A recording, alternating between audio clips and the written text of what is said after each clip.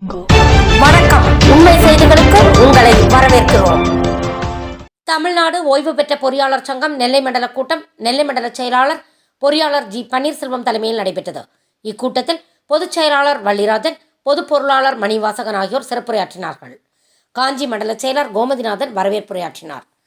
வாரிய ஓய்வூதியர்கள் மற்றும் வாரிய பணியாளர்களுக்கும் பணி நிலையையும் பணப்பலன்களையும் ஓய்வூதியத்தையும் உறுதி செய்திட முத்தரப்பு ஒப்பந்தத்தை ஏற்படுத்தி தந்த தமிழக முதல்வரையும் மாண்புமிகு மின்துறை அமைச்சரையும் தமிழக அரசையும் வாரியத்தையும் பாராட்டுவதுடன் நன்றி தெரிவிப்பது.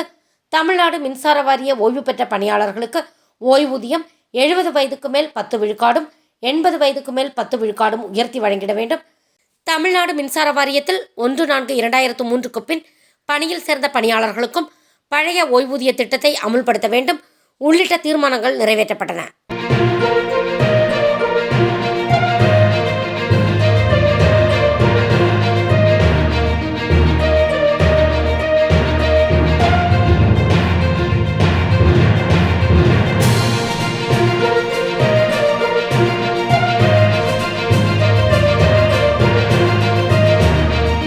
தேங்க்ஸ் ஃபார் வாட்சிங் உண்மை செய்திகள்.